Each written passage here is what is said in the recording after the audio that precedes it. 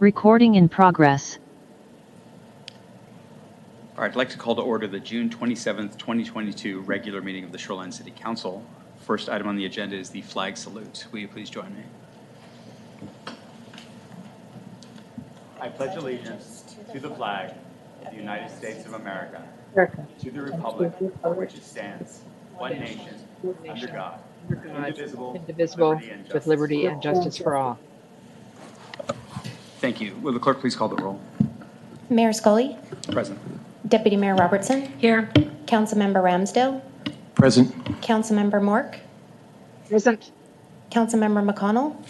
Here. Councilmember Poby. Present. Councilmember Roberts. Here. All right, I'm delighted to read two proclamations tonight. The first is that this is Parks, Recreation, and Cultural Services Month, and there are a whole bunch of whereases, so please bear with me. Whereas Parks, Recreation, and Cultural Services promote health and wellness, improving the physical and mental health of people who live near parks and engage in activities. And Parks and Recreation encourages physical activities by providing space for popular sports, hiking trails, swimming pools, and many other activities designed to promote active lifestyles and improve the health of residents. And Parks and Recreation programming and education activities, such as out-of-school time programming, youth sports, and youth arts programs, are critical to childhood development. And our parks and natural recreation areas ensure the ecological beauty of our community, build climate change resilience, and provide a place for children and adults to connect with nature and recreate outdoors. Therefore, I, Mayor of Shoreline, on behalf of the Shoreline City Council, do hereby proclaim the month of July 2022 as Parks, Recreation, and Cultural Services Month. My second announcement is to honor a Shoreline resident. So on Tuesday, June 14th, Heidi Shepard was awarded with the Martin Luther King Medal of Distinguished Service by King County Council member Rod Dembowski. The Medal of Distinguished Service is an award that recognizes individuals whose work has answered the question asked by Dr. Martin Luther King Jr., what are you doing for others? Heidi has been a tireless advocate and supporter for those less fortunate in our community and across North Kent County for many, many years. She currently serves as board president of the North Urban Human Services Alliance and is a member of the North King County Coalition on Homelessness. She is also a 30-year-plus member of the Rotary Club of Lake Forest Park, serves as chair of King County's Veterans, Seniors, Human Services Levy Advisory Board, and has been a dedicated volunteer at Shoreline's Community Court since its inception. On behalf of the City Council, I would like to congratulate Ms. Shepard on her receipt of this award and thank her for all her years of service to the Shoreline and North King County communities. Thank you. Next up on the agenda is approval of the agenda. Is there any opposition to approving the agenda as proposed? Ms. Similchick-Smith, I can't see the people who are on remote. Is there a way we can change that? I don't know if they're raising their hands.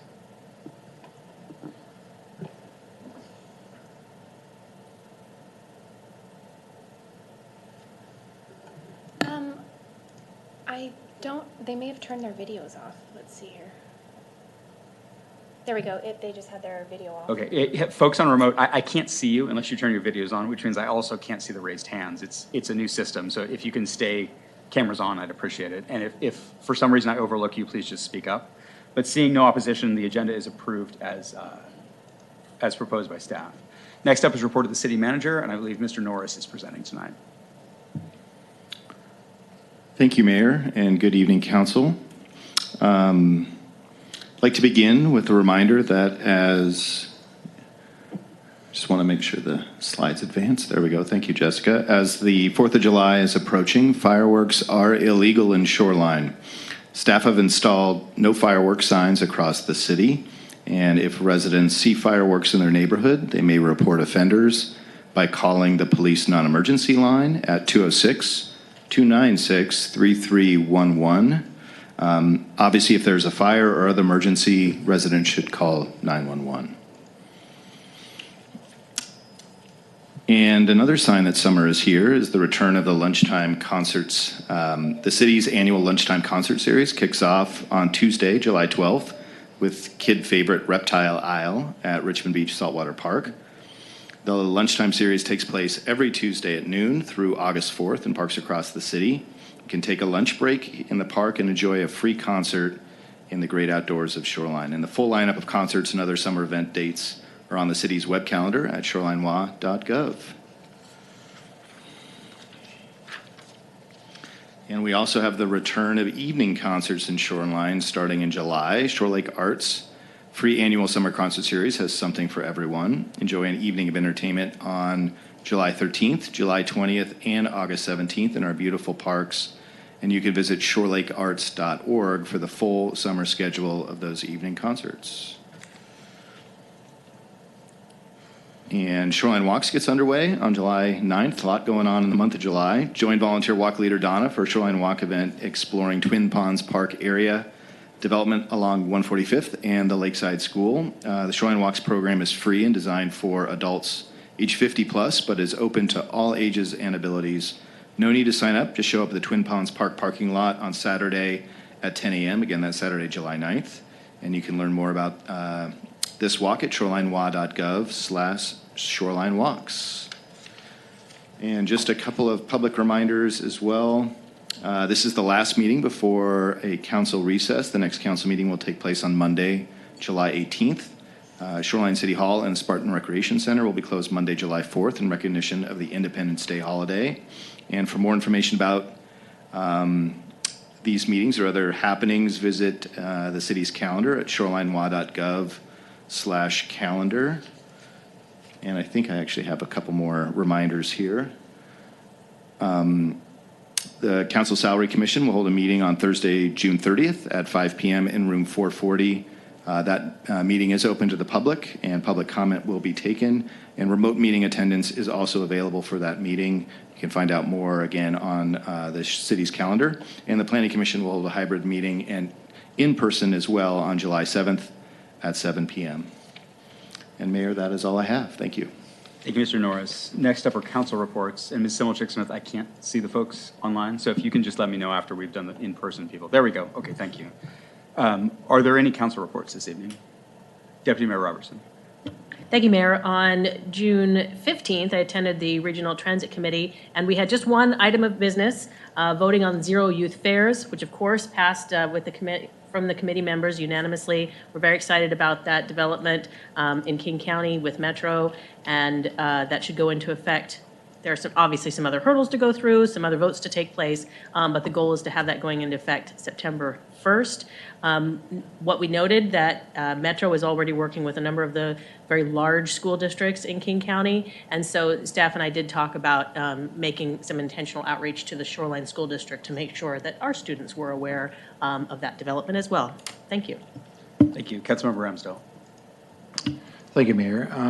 So we're going to report that on Saturday, the 25th, city staff met with residents from Westminster Triangle at the Westminster Park to get kind of a summary of an update on the park maintenance schedule, as well as kind of what the park will look like in the future. Thought it was very helpful for residents to kind of have a realistic sense of the timeline. So a couple of kind of positive things came out of the meeting. One is that a maintenance schedule will be established. There will be a picnic table, temporary picnic table, and a garbage can set up, and that hopefully we've been promised that the park will be mowed before Night Out Against the Crime, because the neighborhood will be planning on hosting the Night Out Against Crime at the park. Thank you. Thank you, Councilmember. Anyone else? All right. Well, I'm delighted to announce that Representative Jayapal sponsored an appropriations request for the non-motorized bridge across I-5. She proposed $2.5 million. What was approved was $4 million. And Deputy Mayor and I met with senators from the state who are very willing to support it. So hopefully we'll be even yet another step closer to getting that bridge finally fully funded. So with that, next up is public comment. This is an opportunity for the public to comment on anything on the agenda or of concern to them. We have 7 people signed up for remote public comment tonight. Do we have anyone signed up in person? No. Right. So with 7 people, that's 3 minutes per person, and the clerk will call them in the order they have signed up, at the end of which I will invite anyone who's in the audience to speak, even if they haven't signed up. Ms. Simmelchick-Smith, please go ahead. Our first speaker this evening is Courtney Ewing. Hi, good evening. My name is Courtney Ewing. Oh, shoot. I'm sorry. My computer is hiding my... Oh, here we go. I'm here to request consideration on public notice SMC 2030-90 neighborhood meeting guidance from 500 feet to 1,000 feet for property owners for any new development greater than a single-family home. And here's my reason why. The council is aware of a local advocacy group in Richmond Highlands called the Linden 10, which is concerned about the portion of Linden Avenue from 175th to 185th. You are aware of two recently proposed developments, the Madera at Linden and 178th, and the Brea, which will replace the Highlands Ice Arena from Linden to Aurora and Deseret to 182nd. The Madera development held its public meeting on April 6th, and this meeting was inadequate based on requirements described in the city's neighborhood meeting guidance for reasons I outlined in an email that I sent the city staff and council on April 18th. Despite all that, the city planners insisted the meeting met the guidelines, but that the developer would still hold a second meeting out of goodwill, and that was held on May 8th and was well attended. In the meantime, at least half a dozen residents asked the city staff for information on the development that would replace the ice arena, and city staff told us they had no info to share. However, Linden 10 leaders learned on May 9th from a leader in the Meridian Park neighborhood that the Brea developers had in fact already held their public meeting on April 11th. And I have no idea why no one at city planning shared that information as we requested about the Brea public meeting. The developer receives the list of property owners to contact from the city, so the city is well aware of the date of the planned meeting. To summarize, the Madera development includes 400 multifamily units, 450 parking spots, and single garage access on Linden. And the Brea development includes 386 1-2-3-bedroom units with a total parking of 427 that either exits to Linden or 182nd. But if you exit at 182nd Street, you can only take a right-hand turn on Aurora. So anyone headed north has to turn west and then be on Linden Avenue. These developments will be 3 blocks apart, 786 units, 877 parking spots, 1 exit to Aurora, and essentially 3 exits to Linden. Only about a couple dozen households received notice about the Madera development, and hardly any received notice on the Brea meeting, which was very poorly attended. So please consider that these developments drastically affect the neighborhood and many more residents. I mean, these residents, we had no idea how we could have found out about this public meeting, even when we requested the city. So please consider expanding the radius to a minimum of 1,000 feet for anything of this quantity. Thank you very much. Thank you, Ms. Ewing. Next is Rebecca Jones. Hi, can you hear me? Yes, please go ahead. Okay, great, thanks. I'm Rebecca Jones, previous 16-year resident with family still in Shoreline. I'm speaking today on our hottest day of the year so far about the heat areas in Shoreline and the potential for worsening blooms of these areas. Increased temperatures like today are a concern for Shoreline residents and the city. Per City of Shoreline research, quote, temperatures in the Puget Sound region are projected to get warmer, with summertime daily highs around 85 degrees by the 2050s, unquote.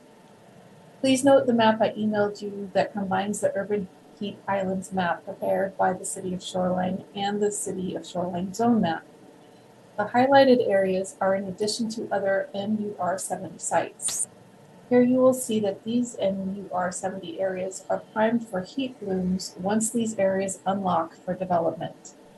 The 185th Street Station MUR 70 zone extends into the severe heat island northeast from the station. The 145th station has adjacent heat zones to the west and to the east. They are adjacent to affected areas that will be worse by the time the MUR 70 areas are cleared of the trees staving off the heat. Many of the large apartment complexes are 90 to 95% hard surfaces, which contribute significantly to urban heat areas.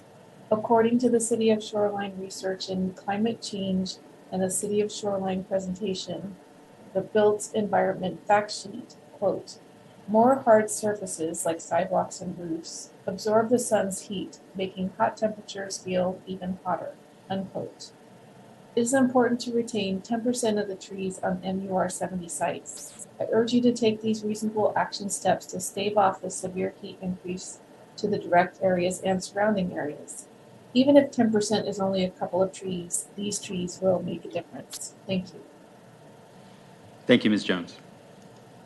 Next is Nancy Morris. Yes, can you hear me okay? Yes, please go ahead whenever you're ready. All right. Nancy Morris, resident of Shoreline. The summary on action item 8A, attachment B pertaining to Muir 70 regulations has nothing about preserving 10% trees on Muir 70 sites. Currently, 10% of trees have to be retained on Muir 80 sites, so I and many others are asking why not Muir 70 sites where all the trees can be destroyed and no replacement trees required. Well over 40 people emailed the council requesting 10% tree retention on Muir 70 sites. It is not too late to take action for tree retention on Muir 70 sites. This June 27 council meeting is now the only opportunity left to change the retention of trees to 10% on Muir 70 sites.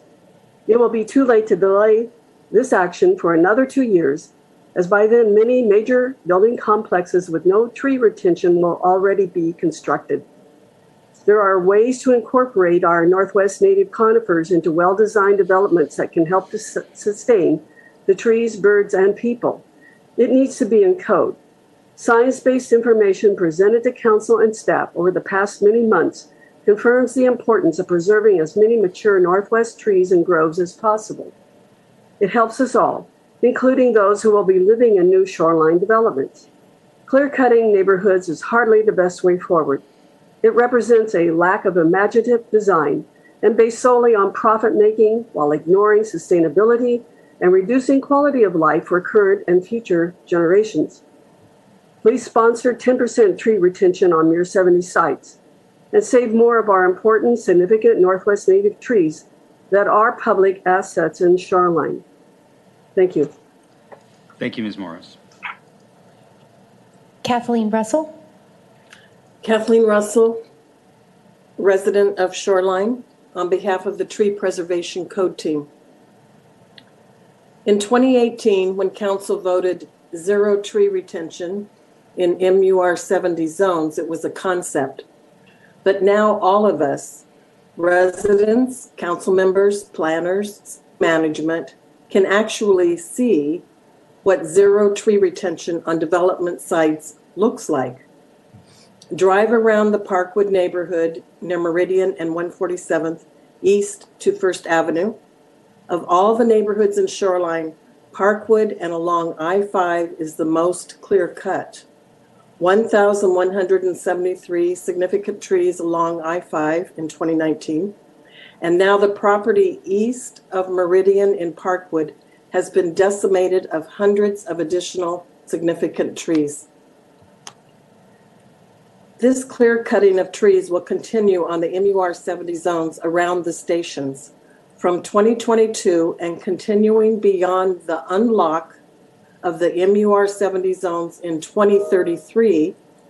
As one drives north, there will not be any of the existing neighborhood trees remaining along the light rail corridor. This will not happen all at once, but development by development. When council voted in 2018, this was all concept. Now in 2022, you can see the reality of the 2018 vote. Council has another opportunity to save a few trees. And of significant trees is not a huge number to retain. It will be a few trees. Please think about the environment. Think about giving future residents the benefits of a few trees. You have heard from more than 40 citizens. You have heard about the heat zones. Please discuss this regulation about 10% tree retention on MUR 70 zones this evening and move this regulation forward to the next step. Thank you. Thank you, Ms. Russell. Sarah G. is up next. Hello, can you hear me? Yes, please go ahead whenever you're ready. Yeah, Sarah Gungane, Shoreline resident. I am speaking here today about item 8A. As others have spoken about tonight, I'm asking that the council include a 10% retention of significant trees on MUR 70 development sites with no exceptions. With the current zero tree retention required, we are seeing entire blocks being clear cut. 10% is a small fraction of all these trees being removed in our neighborhoods. Yet this 10% plays a significant role in urban development. These large companies that are currently developing in our neighborhoods design trees around trees all the time, if they're required.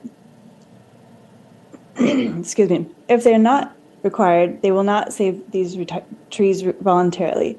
It is up to us as a community to save these significant trees. As our city population grows, it is our responsibility to maintain green space for our current and new residents. I urge the council today to include a 10% significant tree retention rate for MUR 70 development sites today. Thank you. Thank you. Derek Blackwell?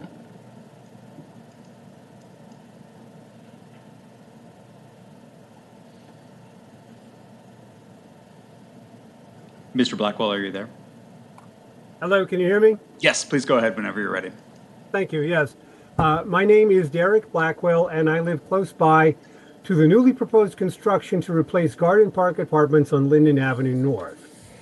When I first moved to Shoreline 4 years ago, my opinion of the city and city government was very high. My first experience with the city was impressive. City services came out and cleaned up a huge mess from an abandoned shopping cart and made the area look like new again. I walked over to thank them in person. Friends were jealous to hear I'd moved to Shoreline. Oh, they have so many beautiful trees. And now I find out what? We can't leave 10% of the trees standing nearby large new buildings? That's unconscionable. As I said 2 weeks ago, that's meager. It should be 50% of the trees. And we're squabbling about 10%? Really? Yes, for heaven's sakes, please require developers to keep some trees on MUR 70 sites. Many other people have made the case for trees. The burden of proof for harm falls on those who wish to remove trees.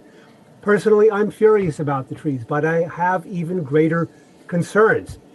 Kendra Dudinsky pointed out to me the city's comprehensive plan calls for the population in Shoreline to double. Really? Do you think that's healthy and sustainable? Why would I think of this when I moved here? Why would anybody? Sure, there's going to be growth. There's growth everywhere, but double? Is this the example we wish to set for the next generation? This is clearly out of control. We do not have to double our city population in order to have sustainable, healthy growth that doesn't force out people who have lived in Shoreline all their lives because their homes are being destroyed and they just can't afford so-called affordable housing.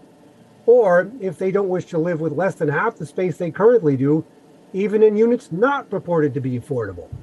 This, and we can't even leave 10% of the trees standing? Really? I hope you saw the webpage I sent you 2 weeks ago with pictures of the trees to be cut down at Garden Park Apartments. I count 48 trees. As I understand it, the very last few feet of the north end of the property in the transition zone will be reviewed to determine if any trees will be left. But it appears that this could be, overruled due to frontage improvements, which I assume translates to sidewalks. Ironically, we already have a sidewalk there. You can see it in the pictures I took. Yes, we desperately need sidewalks, among other places about half a block north of there, where people walk along the grass to Fred Meyer. There have been injuries, one leading to a fatality, but okay, we're going to cut down 48 trees to make a wider sidewalk where we already have a perfectly usable sidewalk. Thank you for hearing me, and thank you for all you do in these difficult times. Thank you, Mr. Blackwell. Our last pre-registered speaker is Tom McCormick. Hello, Council. This is Tom McCormick, Shoreline resident. In 2006, we had just over 22,000 housing units. Under the Growth Management Act, we were and are supposed to add 5,800 housing units by 2035. We've already added 3,300 of those units. So as of April of this year, we only have to add 2,500 more housing units. That's 2,500 over the next 13 years, about 190 units per year. We are crushing our Growth Management Act target. With numerous large projects under construction, plus 5 large projects totaling 1,000 units, for which a permit application has been submitted and paid for, now being reviewed by staff, plus additional large projects around the light rail stations in the planning stage, we're going to hit our target in just a few years, about 8 to 10 years ahead of schedule. Heck, tonight, the first speaker mentioned just 2 projects, 786 units. You get the idea. Our setting here is we don't need to bend over backwards helping developers at every turn. We can do more for the public. And the thing I want to speak to is Councilmember Ramsdale's amendment to retain the requirement that a fee equal to 2% of the building construction valuation be paid by the developer applicant to fund parks, open space, art, etc. Since 2018, developers have been paying the longstanding 2% fee, plus the park impact fees that went into effect in 2018. That hasn't stopped developers from developing. We must retain this 2% fee. With the exploding development growth in the city needs the entire fee to fund our parks, etc. They're in greater demand now more than ever. There's no valid reason to reduce the 2% fee, which would merely be giving away a huge sum of money to developers while thereby reducing funds available to provide a public benefit. Please vote in support of Councilmember Ramsdale's amendment. I'd also like to speak in favor of Councilmember Mork's neighborhood meeting amendment. And I'd like to endorse what the earlier speaker said about a 5,000-foot radius for giving notice when there are large projects. But on the neighborhood meeting concept, I'd like to point out, as I did in my written material, the decision made by the director should not be viewed as a type A decision, a mere ministerial act that has no appeal rights other than going straight to court. This should be a type B decision. The materials that I submitted specifically referred to how a type B decision is one that involves a neighborhood meeting. And lastly, I support tree retention of 10%. I'd like to hear what council has to say about that issue. I think it's a valid concern. Thank you. Thank you, Mr. McCormick. That's the last pre-registered speaker. Is there anyone in the audience who would like to speak? All right, thank you. Next up is the consent calendar. Deputy Mayor. I move approval of the consent calendar. I'll second that. Will the clerk please conduct the vote? Councilmember Mork. Aye. Mayor Scully. Aye. Councilmember Poby. Aye. Councilmember McConnell. Aye. Councilmember Ramsdale. Aye. Councilmember Robertson. Or Deputy Mayor Robertson, sorry. Aye. Councilmember Roberts. Aye. All right, the consent calendar passes unanimously. Next up is action item 8A, which is ordinance number 968, amending Shoreline Municipal Code chapters to modify regulations for development within the MUR 70 zoning district. I believe Mr. Bauer is going to present in person this evening.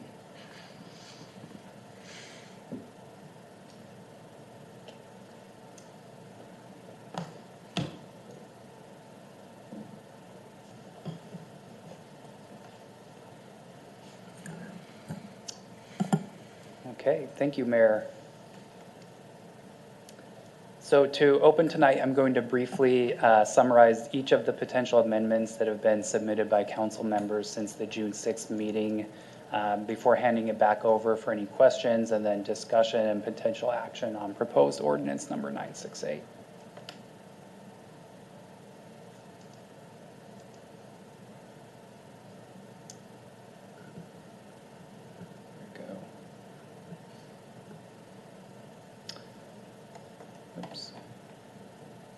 Okay. So amendment number 1 here would include additional noticing requirements for neighborhood meetings for developments seeking to build up to the maximum building height. Amendment number 2 would include ground floor commercial as one of 2 options that a development must incorporate into their overall development to achieve the maximum building height. Amendment number 2 would align the requirement to be similar to the requirements that are existing for the North City and Ridgecrest neighborhoods. Amendment number 3, and I should say I failed to mention here at the outset, the red text is the council proposed changes. And then, of course, all of this is proposed legislation. So that's why it's shown in underline. Amendment number 3 would require at least 20% of the open space and public places already required to be open and accessible to the public And so this would essentially allow the already required spaces to be just a portion of that provided to be open and accessible. Amendment number 4A would require developments to contribute to the city an amount equal to 2% of their construction valuation to parks, open space, art, or other recreation within the subareas. Amendment number 4B would clarify that the city requirement that development contribute an equal amount or an amount equal to 1% of their construction valuation to art and placemaking, and it can take the form of either on-site art installation or a cash donation to the city. And it would also require a plan for maintenance and cleaning of any on-site art installations. Amendment number 5 specifies an amount equal to 0.25%, 0.25% of the construction valuation be provided to fund sub-area improvements. And in the instances where parking is completely eliminated, that contribution amount would increase to 1%. Amendment number 6 would require that buildings seeking the maximum height meet certain green building standards, which essentially equate to Tier 3 of the city's existing deep green incentive program, and that in these instances, developments would not be eligible for the application fee waivers and the expedited permit review within the deep green incentive program.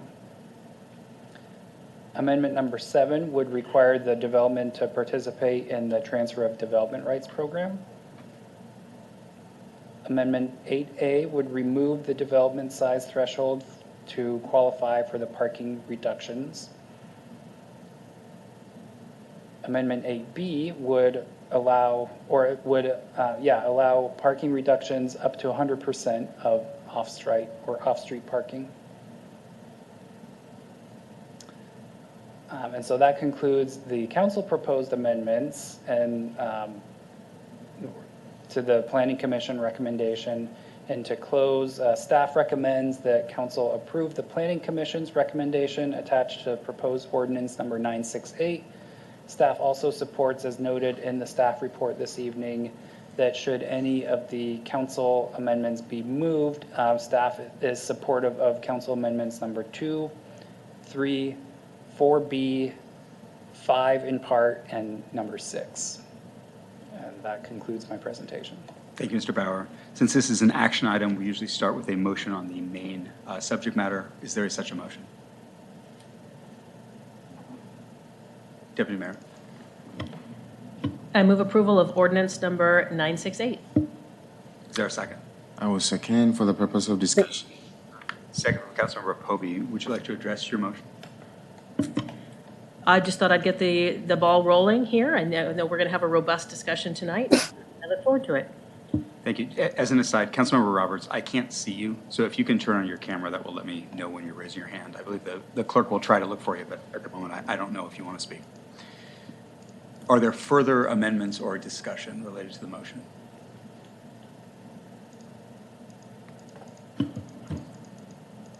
Councilmember Povey. First of all, just want to thank you. And of course, Ms. Norris for providing us with every resource and background, information that we've asked for the past few days. Again, forgive me. This is my first year, so I have, 1 year to just make mistakes and all that. But I'm just trying to think through. So I went back to review 2 ordinances that were, of course, approved by council in 2018. And so in SWOT analysis, we look at the threats and then the trend. And so we've seen the trend of the developments.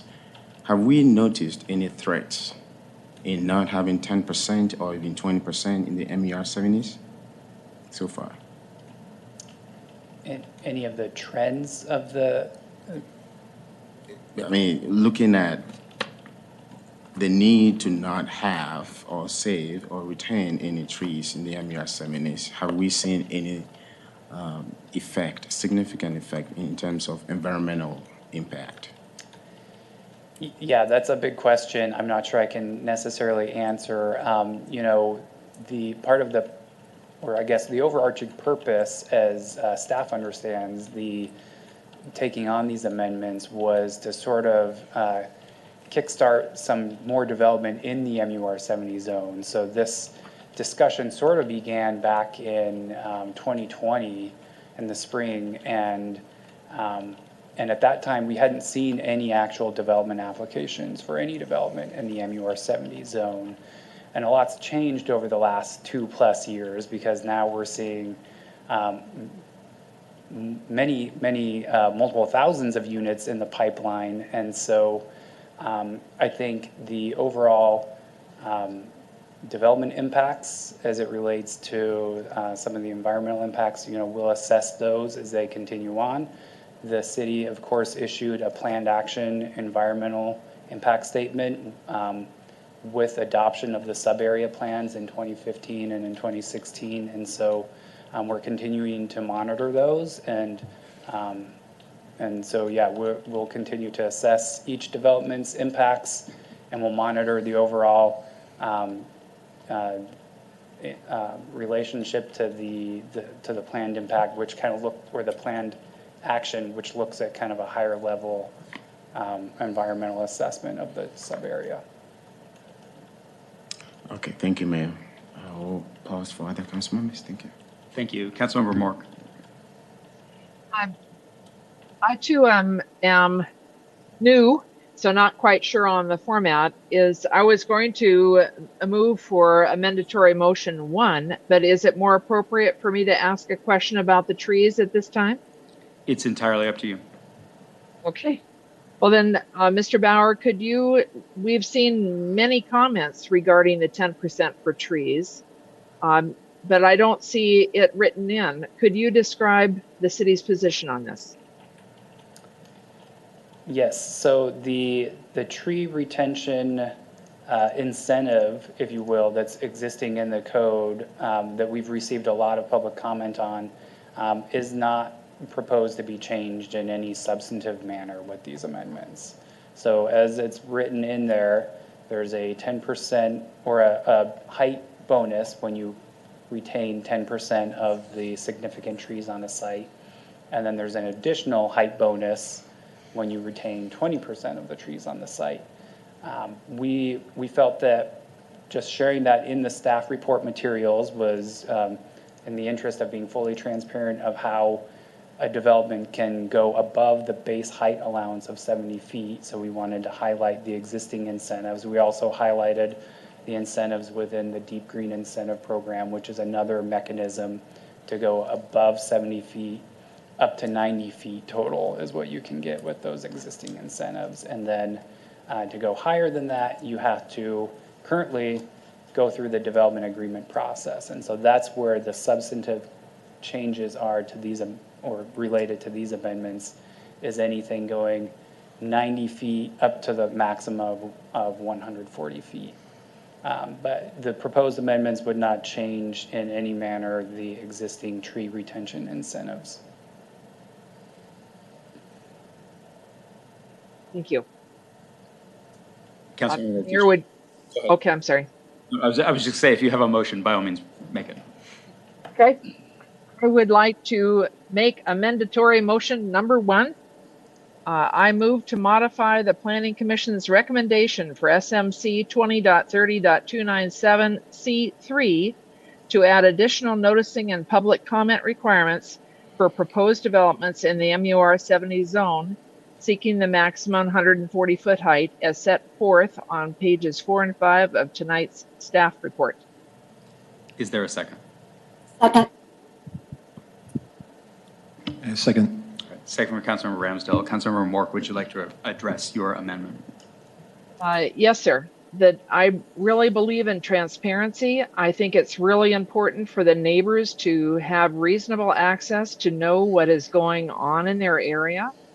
And I don't think the current rules provide that. And I would just direct people to listen to what Ms. Ewing said in our public comment as an example. And so the thought I had is to replace signs, and do whatever we possibly can. The specific amendment is signs, but to increase notice. And also, I think that people should not have to, they should be able to see the report the developer prepares as a result of that meeting. That should be easy for the public to see what was reported to the city, so that if they choose to discuss it, they can.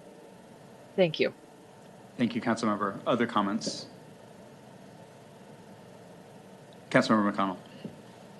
Thank you. Would this be a friendly amendment to number 1 to add notification of residents around a specific development from 500 feet to 1,000? I do agree with the point that these developments that we're talking about are significantly larger and impact more than just 500.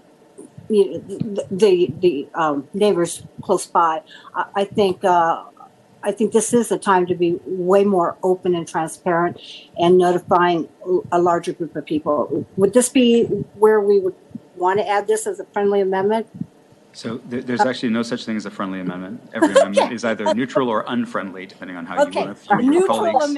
But if you would like to make that motion, by all means do, and we'll see if you get a second, and then we get Thank you. complicated. I'll add that as an amendment to amendment number 1. Thank you. Ms. Similchek-Smith, did you get enough? Was it 500 to what feet? 1,000? Okay. All right, so this is... Yes, thank you. Sorry, this is a motion to amend an amendment, which means we're going to consider only this alone. Is there a second on the motion to amend the amendment? Second. Second from Councilmember Moore. Councilmember McConnell, would you like to add anything further to your motion? No, I think we all received a lot of comments regarding notification and the neighborhood meeting in general. And I believe this is an important time in our community to be as open and transparent and forthcoming with sharing information. Thank you very much. Thank you. Are there any further comments on the motion to amend? All right, seeing none, we are voting now only on Councilmember McConnell's motion to amend the amendment. We would then vote on the amendment and then ultimately on the main motion. So will the clerk please conduct the roll on Councilmember McConnell's motion? Mayor, can the clerk please say exactly what's being amended? Because there is no 500-foot distance in the proposed amendment offered by Councilmember Moore. Ms. Ainsworth-Taylor, I just asked her the same question, so. Andrew could probably speak to this too. Within Title 20, there's a whole section about public noticing, and that's where the 500 feet lies. So it would be in that provision so it's in 2030 120 C1, mailing to owners of real property located within 500 feet. And in that, we have a clarifying that for like essential public facilities, that is 1,000-foot radius. So that line would be amended to include development MUR 70 and neighborhood meeting, similar language in 2030 120 C1. All right, and first a procedural thing, Councilmember Roberts, we've worked out a system where I'll be notified if you're not comfortable with your camera on. We've worked it out. And second, I would add to Ms. Ainsworth-Taylor's comment, staff has excerpted portions of the amendment. The proposed amendment in full reads, conducts a neighborhood meeting in accordance with SMC 20.30.090. And my understanding is the amendment from Councilmember McConnell would amend the provisions in 20.30.090, which I believe it is in order because this main motion seeks to amend that particular section of the code. Are you ready? Thank you. Well, I just want to see if Councilmember Roberts had anything else. That's why I was looking at you. No. Councilmember McConnell, your hand is up. Would you like to comment further? Okay, gotcha. All right, will you please conduct the vote, Ms. Similchek-Smith? Yes. Councilmember Roberts. Aye. Councilmember Mork. Aye. Councilmember Ramsdale. Aye. Mayor Scully. Aye. Councilmember Poby, Aye. Councilmember McConnell, Aye. Deputy Mayor Robertson. Aye. All right, the motion to amend the motion passes unanimously. Are there further comments on the motion, the main motion to amend, which is in front of us in red? Seeing none, will the clerk please conduct a vote on the motion as amended? Councilmember McConnell, Aye. Councilmember Mork, Aye. Councilmember Ramsdale, Aye. Councilmember Roberts, Aye. Councilmember Poby, Aye. Deputy Mayor Robertson, Aye. Mayor Scully. Aye. All right, the motion to amend amendment number 1 passes unanimously. Is there further discussion or amendments on the main motion?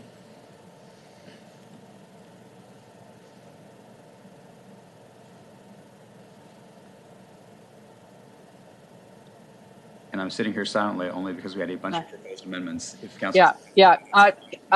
Mayor, Councilmember Roberts would like to talk. Yes. Oh, okay, thank you. Councilmember Roberts. Thank you. I move proposed amendment number 2. Is there a second? Second. All right, there's a motion and a second. Councilmember Roberts, would you like to address your motion? Yes, really quickly, I'll say that this proposed amendment mirrors the language that's already existing for the North City and Ridgecrest zones. Any further comments? All right, well, I'll address that one. So I can't remember how long ago it was. I can't remember if I was on Planning Commission or Council, but we decided we would take away the requirement for ground floor commercial as an experiment, thinking that once we develop dense residential neighborhoods, it'll happen anyway. And quite frankly, the experiment hasn't worked out. And I was delighted to support the North City amendment, and I think we need to support this one. The downside to it is that you end up with vacant storefront space. You end up with just big vacant retail spaces with a big sign saying for lease. The upside is when the neighborhood finally develops, ultimately, whoever owns that building is going to want somebody there. So they will lower the rent until they get somebody in. And hopefully we then get the ball rolling and we become what we'd hope to be, which is a place where folks can not only, sleep, but a place where they can live. And you've got all the amenities necessary to do that. So I'm happy to support this. Again, these are all experiments, and a future council may decide that that's not right, and we put it back. But at the moment, I believe our current proposal, the experiment of the current proposal, is not working out as we'd hoped, and so I'm happy to support this. Are there further comments? Ms. Similchek-Smith? Deputy Mayor Robertson, Aye. Mayor Scully, Aye. Councilmember McConnell, Aye. Councilmember Poby, Aye. Councilmember Roberts, Aye. Councilmember Mork, Aye. and Councilmember Ramsdale. Aye. Amendment 2 passes unanimously. Are there further amendments or discussion on the main motion? Mayor, I move proposed amendment number 3. Is there a second? Second. Right. Councilmember McConnell seconds. Councilmember Roberts, would you like to discuss your motion? Thank you. This puts a percentage of public open space. The current proposal does not have a percentage. Thank you. Further discussion on the motion? All right, seeing none, will the clerk please conduct a vote? Councilmember Mork, Aye. Councilmember McConnell, Aye. Mayor Scully, Aye. Deputy Mayor Robertson, Aye. Councilmember Roberts, Aye. Councilmember Ramsdale, Aye. and Councilmember Poby. Aye. Amendment 3 passes unanimously. Is there further discussion or amendments to the main motion?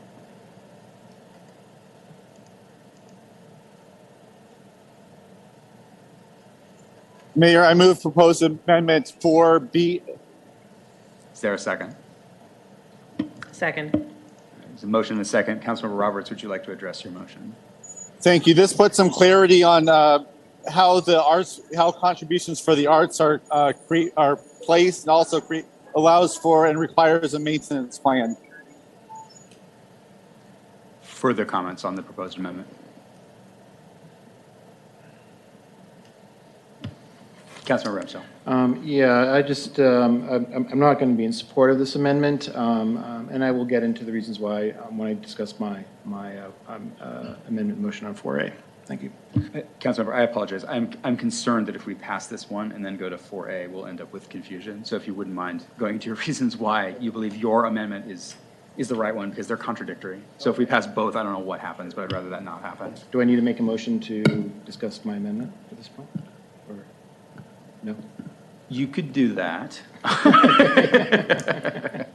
If you want to challenge me. Oh, no, that's it's all fine. good. Okay, I'll just go ahead. And so, all right. So this is kind of like my first amendment I'm introducing as a member of the council. So I wanted to make sure that I got all my thoughts on paper. So I've got a little bit of a statement that I prepared. So as mentioned in today's proclamation of Parks, Recreation, and Cultural Services, public parks play a critical role in establishing and maintaining community in service of equity, climate readiness, physical health, mental health, and overall well-being. Shoreline voters confirmed their support of our parks by passing the Parks Improvement Bond measure earlier this year. It was a significant step in the right direction. However, based on the generally accepted minimum standard of 15% of land set aside for public green space as a proportion of total city space, Shoreline falls far short of the standard. Our city has approximately 5.5% of its land area for public open space. For comparison, Seattle has approximately 11%. A large body of research shows that Shoreline's level of public open space is insufficient to effectively foster a community sense of well-being and physical and mental health. It is the primary reason we need to commit to increasing our revenue for the acquisition of public open space, especially near transit corridors, rather than reducing this income source as proposed by city staff and my colleague, Councilmember Roberts. As much as I would like to see an increased funding for the acquisition of public open space, my amendment merely maintains the current regulation rather than reducing our city's ability to expand our park system under the alternative amendments considered today. Thank you. Thank you, Councilmember. Councilmember Mork. I am confused about where we are, Mayor. I'm perhaps need some guidance. Are we talking about, first, my question is R4A and R4B mutually exclusive? And which one are we talking about right now? So we're talking about 4B now, and Mr. Bauer, would you care to address the question of whether they are mutually exclusive? Yes, they are. And so 4A would maintain 2% contribution of the building construction valuation towards parks and open space, while 4B would change it to 1%. Right. So my understanding is that if we can't enact both, right? That doesn't get you 3% or 1.5%. That's mutually exclusive. And we would have to resolve it here. So if you were in favor of 4A, I believe you have to vote against 4B and then vote in favor of 4A. Mayor Scully, another option could be Councilmember Ramsdale making a substitute motion, which would swap out the amendments. Right. So if that failed, we'd be back to 4B. Right. So I move to modify. I think you need to put your microphone on. Oh, sorry. Also, Sorry about that. I move to modify the Planning Commission's recommendation for SMC 20.50.022A A11D by deleting it in its entirety and replacing it with a new SMC 20.50.20A11D as shown on page 10 of tonight's staff report. Is there a second to the motion to amend? I will second that. Councilmember Povey seconds it. Councilmember Ramsdale, would you like to add anything further to your previous comments? Yeah, I mean, this is an issue that really piqued my attention when I was getting my master's in public administration degree a few years ago, and I ran into a very compelling study done by the Forest Service, Clemson University, and Arizona State that really kind of looked at 44 cities throughout the country and looking at the correlation between a community sense of well-being and the quantity, quality, and proximity of public parks in their neighborhood. And interestingly enough, and it was to the surprise of the researchers, that it was really quantity that was the most significant variable in determining a community's sense of well-being. So it's one of the reasons why I ran for city council. I'm a mental health professional. I care about my community, and I think that if we're not placing an emphasis on as a government to provide and to protect our public open space and increase that access to public open space, we're really not doing our job as a as a municipal government. And the public sector really doesn't have a lot of incentives to increase public open space. And I think it's really really necessary for municipal government to advocate for that benefit for the public. Thank you. Thank you. Councilmember Roberts.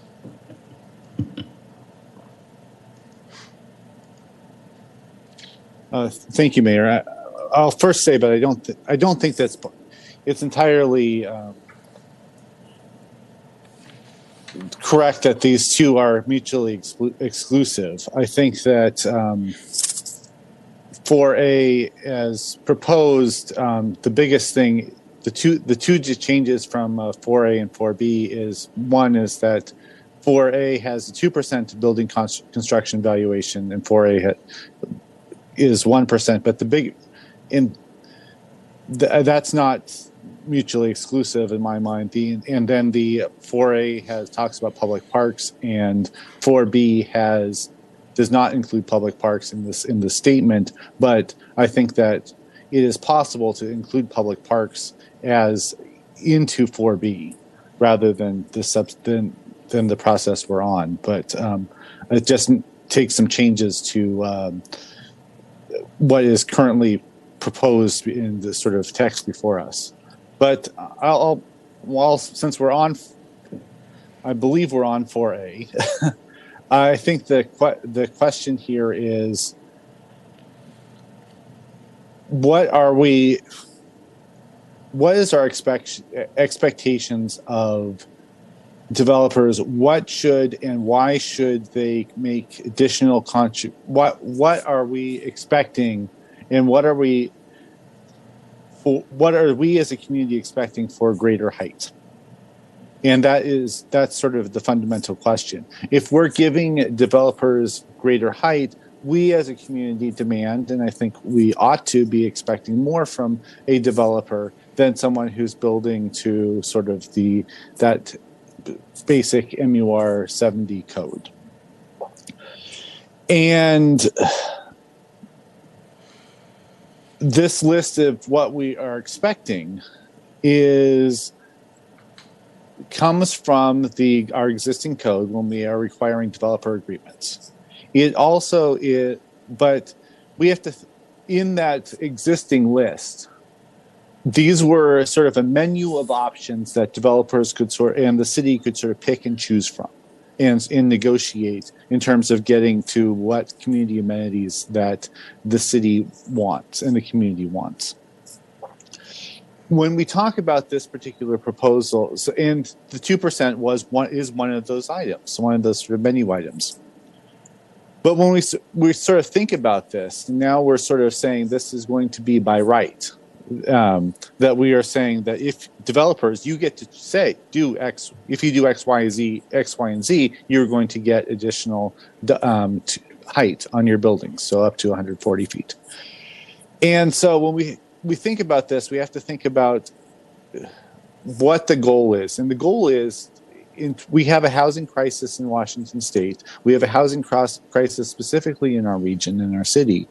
And so how do we have a limited amount of land where we are near and our light rail stations, and it's sort of the best transit that King County is providing and the region is providing. So when we think about all of this, we have to think about sort of how are we going to get this? If we add too much to the plate, if we add sort of 2% here, 1% here, 1% there, 20.25% there, whatever the menu of options is, we have to realize that this all comes at a cost. That if a developer can say, oh, it's too expensive, or this is too much added things from the city, we're not going to build here. So think about what we already expect developers to do.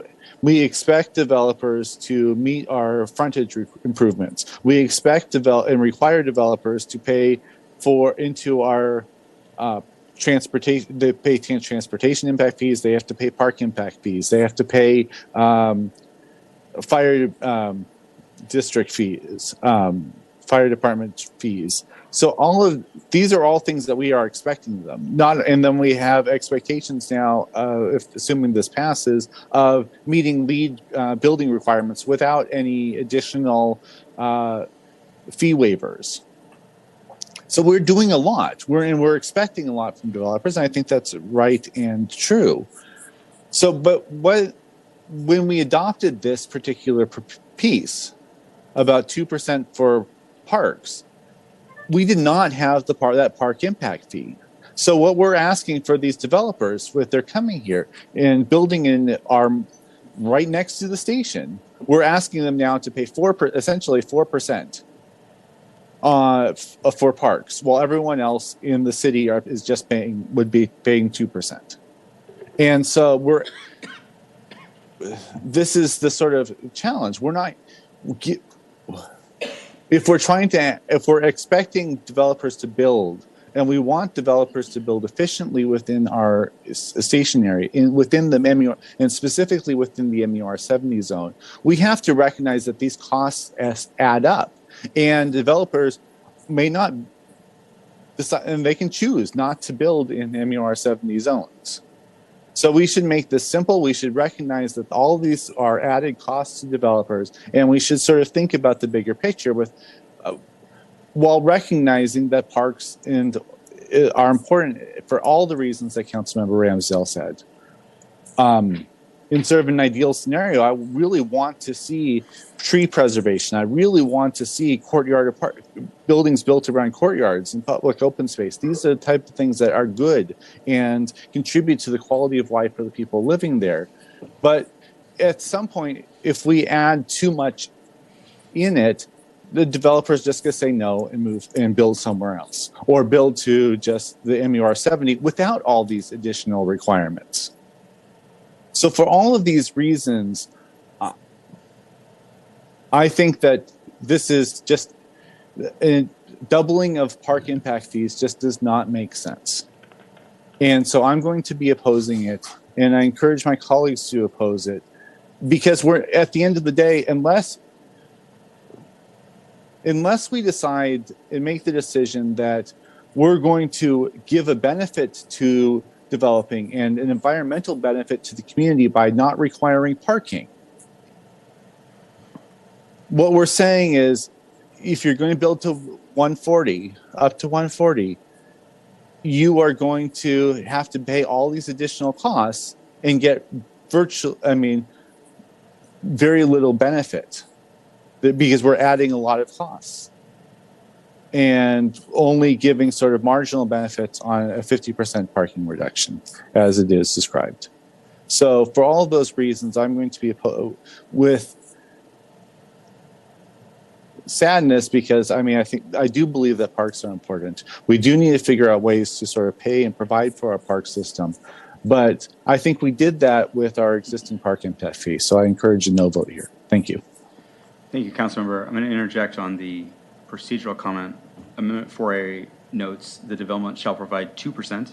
Amendment 4B notes the development shall provide 1%. To that extent, they are contradictory. If you would like to move to amend the motion to amend to include the other language in there, I believe that is in order. However, they are contradictory, and we need to vote on 4A, the motion to amend to 4A, before we do 4B. Hold on a minute. Okay, sorry. Do you have a further comment?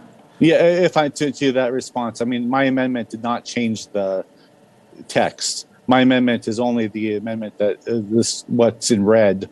So I'm not touching the underlying text. Nonetheless, if you would like to move to amend 4A, you need to make a separate motion. Would you like to do so? I would like to amend for what's the substitute motion, I think is where we're at. Move to amend the substitute motion by including the underlying language in 4B into the substitute motion. Is there a second to that motion? I wish I could second. I don't understand.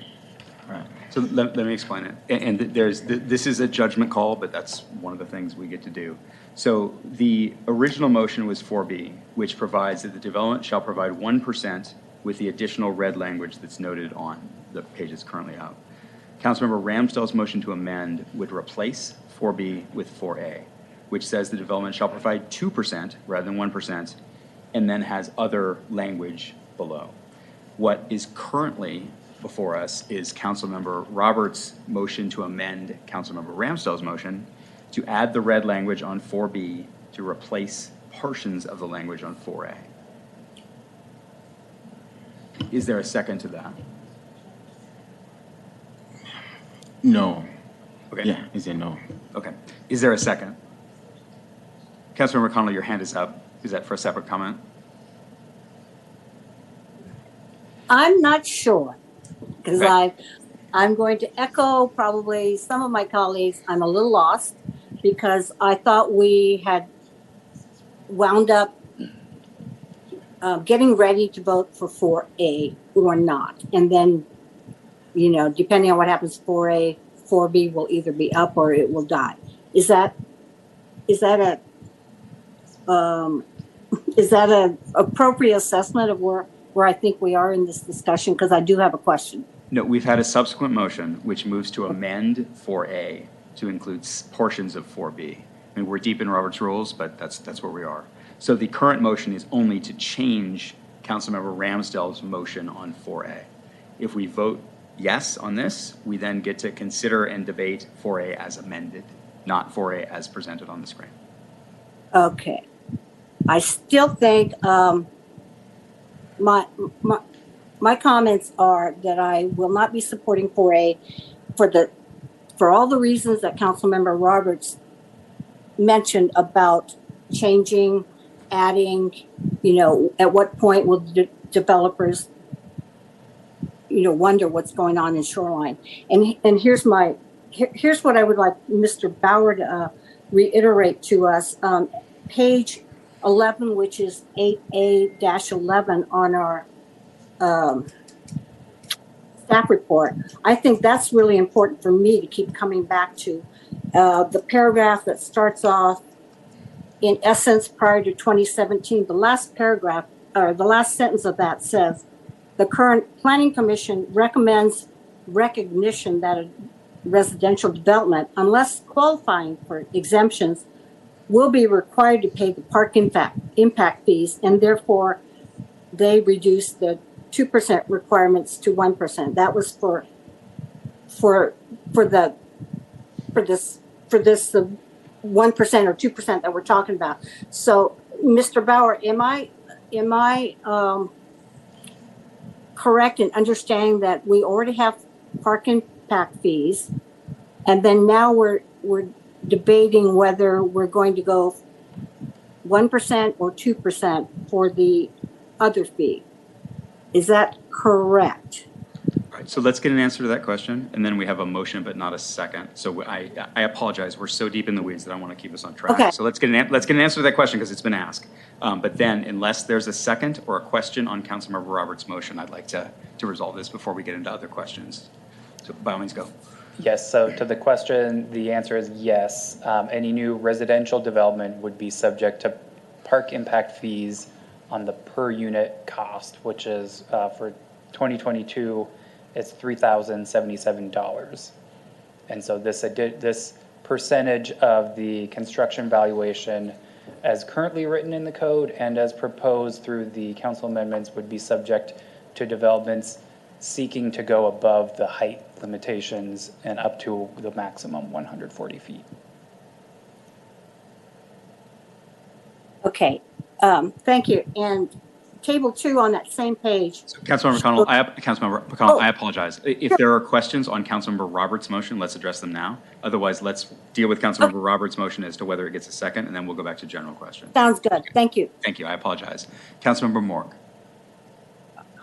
Again, I'm sorry for being confused. One of the things that Councilmember Roberts' text had dealt with maintenance plans and other issues associated with the artwork. I don't understand how that rolls into this amendment. I can answer that, but I believe Ms. Simmelcheck-Smith is the better authority for it. I'm sorry, I didn't hear the question. The question is, how does Councilmember Roberts' motion, which addresses things like maintenance and cleaning schedules, amend 4A? And I'm happy to provide my guess, or Ms. Ainsworth-Taylor. Well, honestly, I think that as we've been debating earlier, they are exclusive. I mean, the original amendment 4B spoke to placemaking and public art and not land or something. And Councilmember Roberts' addition to that was talking about, maintaining that artwork and making sure that it stays in place, and it's not just about the land, which is more A. So it seems like this wouldn't feed into A, because it's talking about more structural things as opposed to just open space or public areas, if that makes sense. All right, well, let me repeat what I believe Councilmember Roberts' motion was, and then Councilmember Roberts should correct me. I believe the motion was to replace everything after shall provide 2% of the building construction valuation with, to be paid by the applicant for contribution to, with the language he proposed in 4B. Is that accurate, Councilmember Roberts? Yes, that would be the thought, would be to, I think there's, I'm trying to jump screens here. But I believe that if you shall be paid to the city, and then I believe that if you put an or, then it will get to the, because the, or the contribution shall take,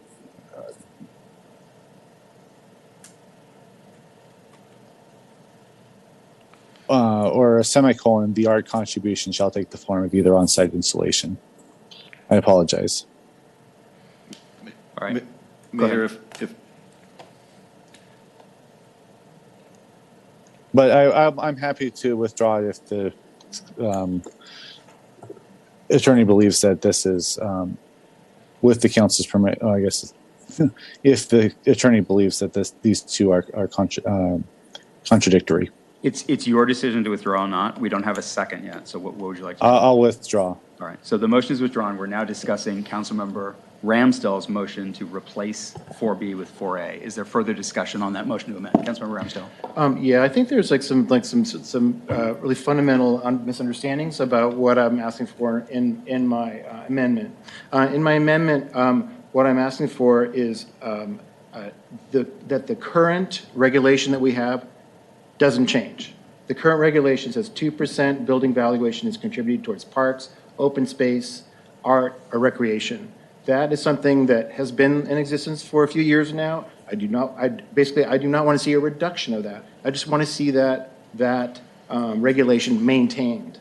So when Councilmember Roberts talks about adding, or in additions, I'm not adding, I'm just maintaining what's been there for the last few years. I'm not asking for more. I'm asking, like, let's just keep it where we've had it for the last few years. And clearly it hasn't been impacting the level of development that's been going on the transit corridors. I mean, we see like an enormous explosion of development along the transit corridors. So, I mean, for me, I don't understand like why we would want to reduce a contribution to parks than what we currently have that seems to be working well. Other than I can maybe from the developer standpoint, they might be saying like, hey, hold on, I'm already contributing 2% towards parks in park impact fee. Why am I adding another 2%? For something for parks, open space, or recreation, and I think that's kind of where the feedback. I'm assuming, maybe I'm incorrect. Maybe Mr. Bauer could clarify this, but my understanding is like the 4% work great. We're seeing lots of development happening. It's not an addition. It's just maintenance of what we currently have, not a reduction. Thank you. Thank you. Councilmember Moore. Thank you, Mayor. My point would be along the other things that some of our public commenters talked about. One of them is about trees and urban heat islands, and parks fight that. Parks have trees. Parks are, as a generalization, not urban heat islands. And I concur with Mr. Ramsdell's analysis of the need for parks and the ability to get to parks easily. And I'm concerned that we increase our parks. And I don't think for people who may even be in single family residential having a 140-foot building next to them, that it's an unreasonable ask to have additional monies set aside for parks. Thank you. Thank you. Councilmember Popey. Thank you, Mayor. Looking at the text in here, I think I totally agree and support because the other was restrictive. I felt it was tied to just public arts, and we know we have many forms of the arts, and so that, eliminates performing arts, visual arts, and other things. And so we don't want to take that from the public. We look at public benefits. So I totally go for this, which has other recreational opportunities. And so the fund goes into a bigger bucket to fund a bunch of things for our community members. Thank you. Deputy Mayor Robertson. Mr. Bauer, I wanted to ask a follow-up to Councilmember Ramsdell's point, and could you clarify for over the last 3 years, have we been collecting both impact fees and an additional 2% from developers? Yeah, so that's an important distinction. So the impact fee applies to all residential development. The 2% fee as it's currently written has not been collected because it applies is currently written only to those developments subject to the development agreement, which we've not had any in the MUR 70 zone. So we have not been collecting. Okay. So thank you for that clarification, because I really been listening, and I count myself, I stand among some of our city's staunchest park supporters. But I will be voting no on 4A and yes on 4B. Really for a lot of the reasons that Councilmember Roberts already laid out. I do think we're adding too much to the plate and putting too much on the backs of the developers who are coming here. And, in my time on the Parks Board, I had the ability to weigh in and fight for the largest amount of parks impact fees we felt like we could reasonably collect in the city at that time. We do have a housing crisis. I do want to see some of these larger developments come to our city to start to alleviate some of that. I think it's wise that it's happening around the light rail stations. That's what this is intended to do, and that's what is driving my votes today. Thank you. Councilmember McConnell. Mr. Bauer, one more question, or maybe you could elaborate. When the Planning Commission recommends this is one of those boards that I highly I look up to for all the work that they've done. And so how much vetting of this information, this decision, this recommendation was done that they landed back on technically reducing, but we haven't been collecting it anyway. And I still feel that I will not be supporting 4A because these developments that we're talking about are so much more significant in the types of money that they're going to bring in. But I don't like to send the message that, well, now it's our turn to, to just, keep adding on to that, to their expenses. I want to be reasonable.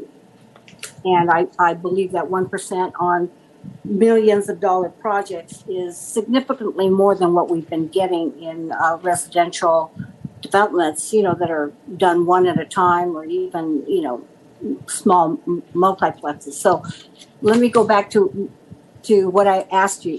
What can you share very shortly some enlighten us of why the Planning Commission came down to this recommendation of 1%? Thank you. Yeah, so the Planning Commission, we went through each of the kind of the menu list of additional development standards associated with the development agreement. And so we looked at each of those.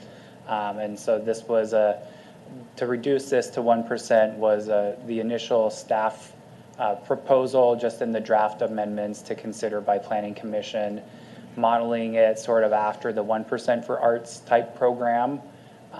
And so we provided a similar analysis as in your staff report tonight, kind of looking at some example building permit construction valuations to put some real numbers to that. And that's where they landed in their recommendation. Thank you. Councilmember Mork.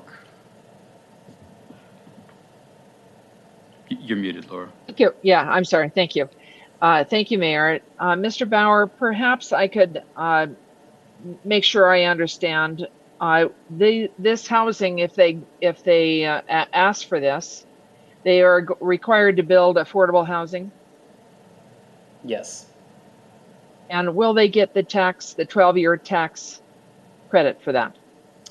That would be an optional program for them to opt into, but that what we're seeing with most developments is yes, they do opt into the multifamily tax exemption program. The kind of money that this additional 1% would be in relationship to the tax that they would, it's a one-time fee, correct? This 2% or 1% at construction? Yes. Is the kind of money that is, how does that relate to the tax credit for having affordable housing? You know, I don't have those numbers. That would require a little more analysis to really come up with a good comparison. Thank you. Thank you. Other questions or comments from council? If I may, I'm going through the parking part fees, and so from 2017 is $3,077, and so that comes in a bucket and now has to be distributed to other expense categories. Is that right? It's not restrictive and tied to just park. I'm not an expert on exactly where those funds can be used, but I believe that does go into a particular bucket of money that is intended to be used for parks. Goes into the park impact fee account, and it's used for system-wide improvement. So it's increasing the capacity of parks specifically to handle more. So building a new ball field, buying new parkland, putting in a new playground equipment, not replacing a playground equipment, but brand new. So everything that's expanding the ability of parks to handle the new growth. Okay, so I take that to be restrictive, just park. I mean, it could be. Can be used for recreational opportunities. Not like new programming. No, it's more the physical structures, or physical acquisitions. That's helpful. Thank you. Mr. Norris, do you want to add something? Just to piggyback off what Ms. Ainsworth-Taylor said, it really is for capital expenditures, and that key is for expansion of the system. So it can't be used for replacement. If we have an aging playground that we want to replace, it is an impact fee that is growth is paying for growth. So it's for expansion for new facilities for the new residents that would be joining our community. All right. Further questions or comments from council on the motion to amend the motion to amend? All right, I just want to weigh in. I'm going to be supporting this, and 4 months ago I wouldn't have been, because 4 months ago we didn't have the spate of growth we've seen in Shoreline so far. What this does is this layers an additional fee on developers who want to go from the 70-foot height limit up to 140.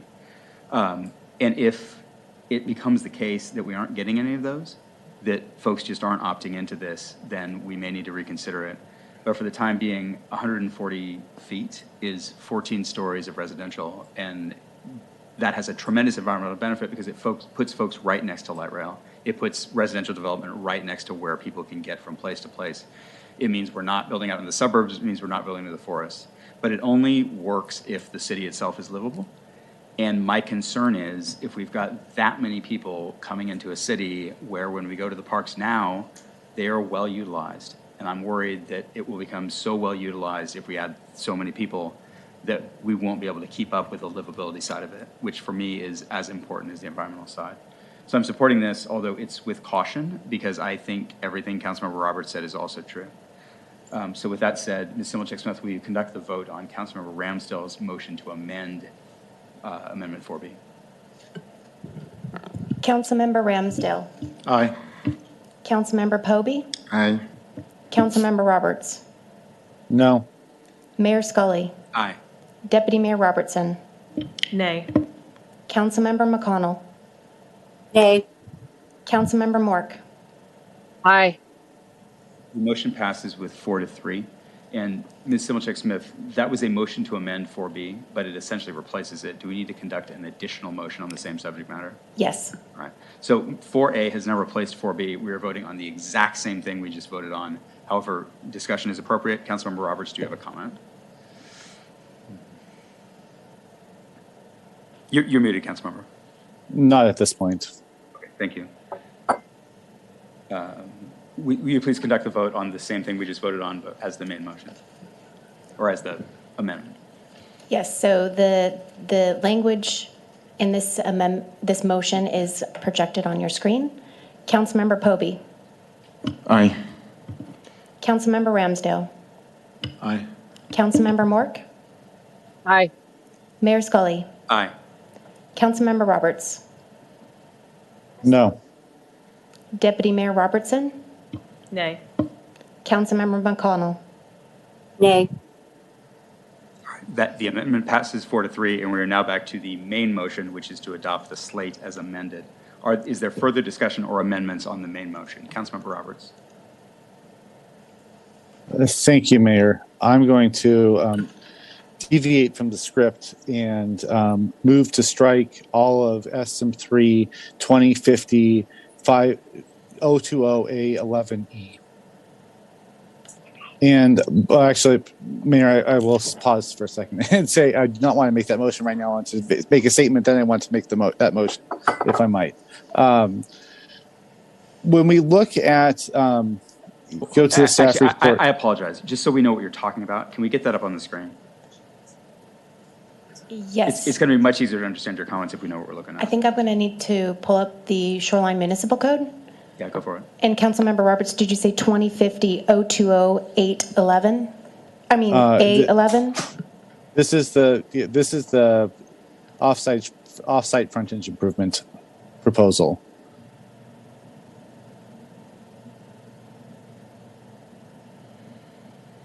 What amendment number is that?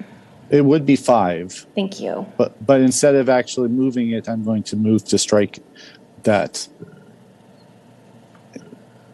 Because that's what the planning committee, and the reason why I'm going to make a motion. I apologize. Let's get it up on screen because we're not going to understand your comments unless we know what we're looking at.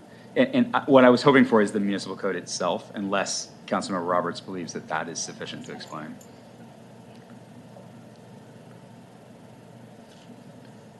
Mayor, if I may, I would recommend that we do put the municipal code on the screen, and I believe it's 2050 020A11E. A11E? Yep. I think it's in the planning commission.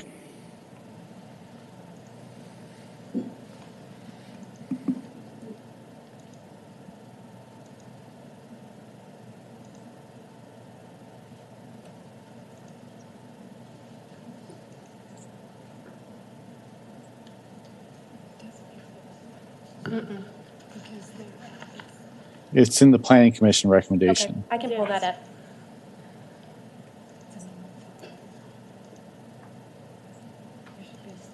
Yeah, it's right here, so. And it's on page 10 of the staff report, Okay. or 8A35, and into the next page.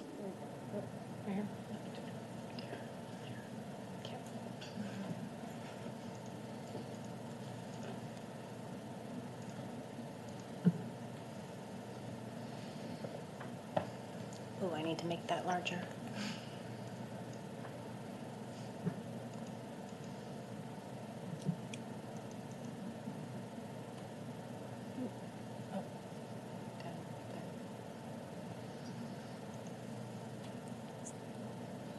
That's not better.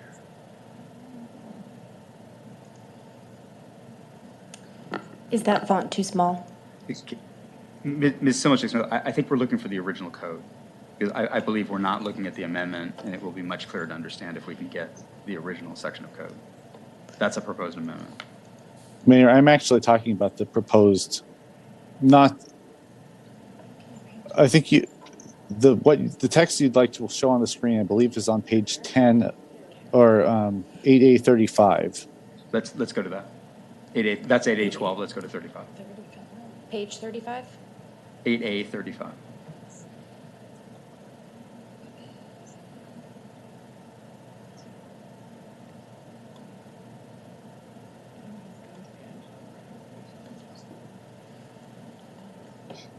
sorry, I guess I can just use this right here. There we go. 11, there we go. Yeah, okay. Okay. Okay. Thank you, Mayor, for helping us be No clear. problem. But So, and now we're looking at E. So that's the E, development shall yes. provide sub-area improvements such as utility infrastructure? Correct. Okay, all right, please proceed. And I am, with the passage of that last amendment, I am concerned we have actually expanded on what we had expected under the current code around development agreements. In development agreements, in MER 70, this is the current code, that shall include at least two of the following components. Includes heat and power infrastructure, combined commercial space of 40,000 square feet, 30% to ground floor commercial, 2% for the arts, off-site frontage improvements, and street-to-street dedicated public access.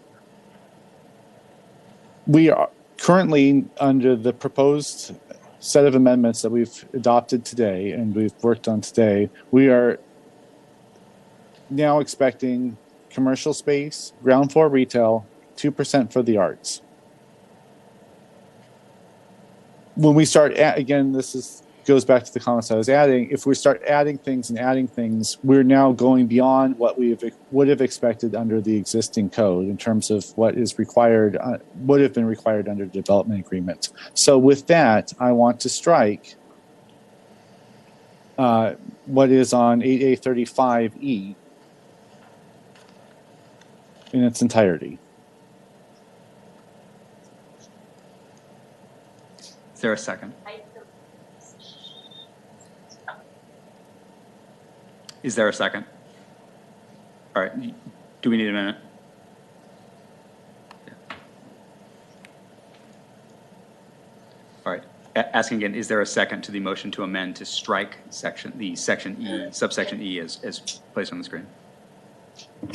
I'll second for the purpose of discussion because I'm not sure I understand where Councilmember Roberts is going entirely, and I wonder if even, staff can back up what he's saying.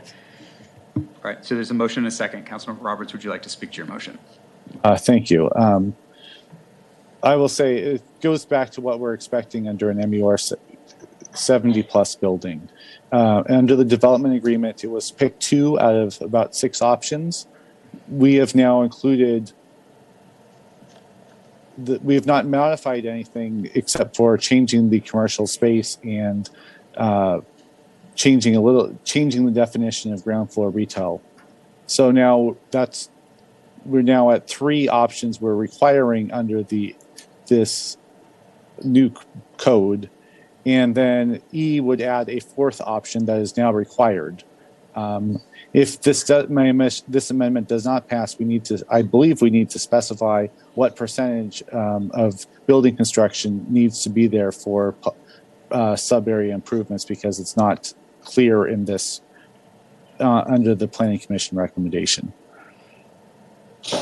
But again, I think the comment is that we're now expecting more out of a developer than we did under the current development agreement code. If this amendment does not pass. Thank you, Mayor. Further questions or comments?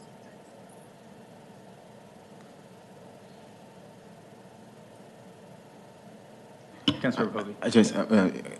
I'm not sure if I can ask Councilmember Roberts a question or clarification. Go for it. Okay. So, for example, we have the postmark, and they did a good job by putting the shelter for the transit stop, stop shelter. Are you saying that we shouldn't require a developer to do such things? Is that what I'm understanding? My point is that under the existing code, it was picked 2 out of 6 items. We are now requiring 3 of those items with only 2 slight modifications in this code where these buildings are approved by right rather than by development agreement. So we are now making it, I think that all of these things that we're adding is almost making it more difficult to more requirements on developers than the existing code. I think we're approaching that, if not close to that limit. Thank you. Further comments, Councilmember? All right, Councilmember Moore. Thank you.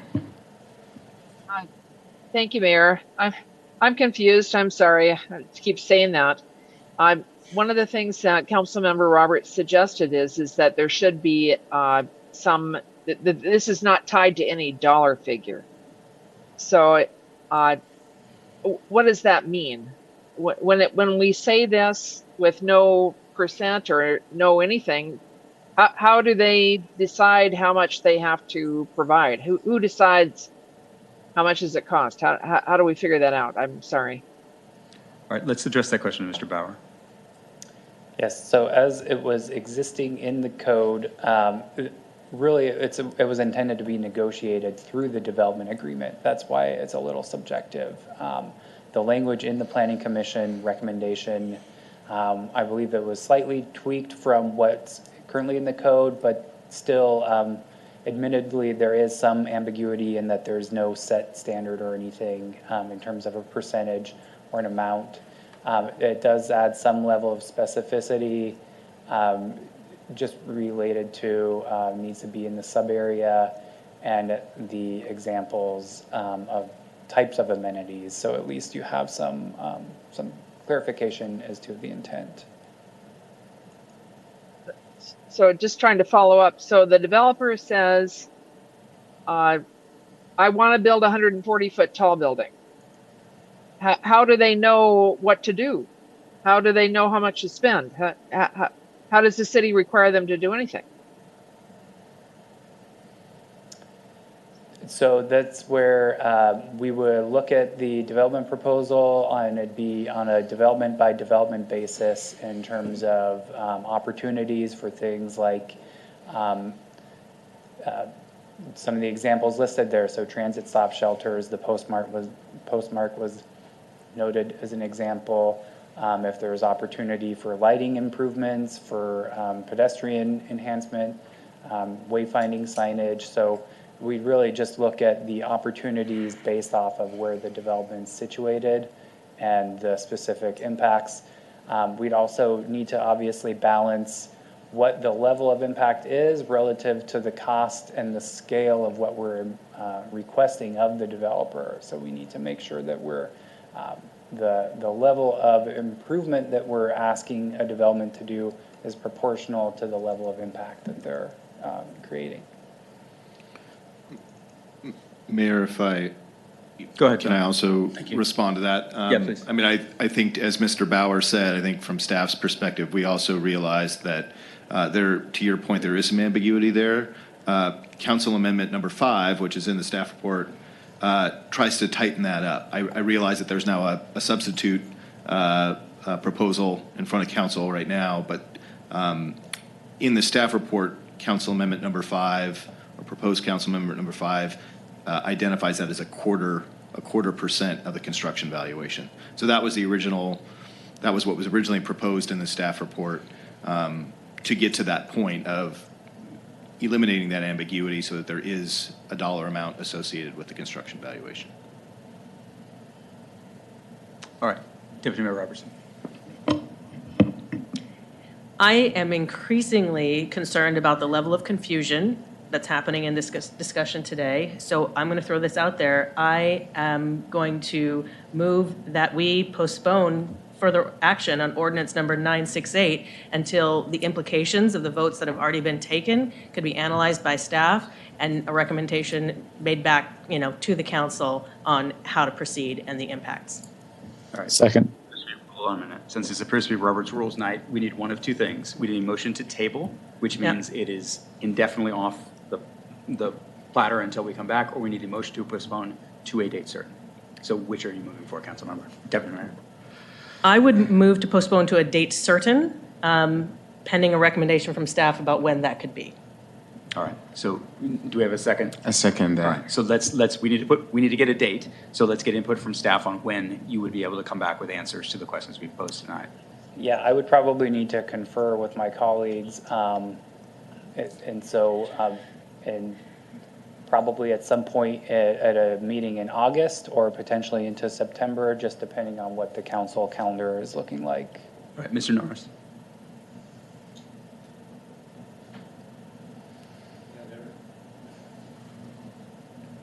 In looking at the council's agenda planner, there is some space in early August.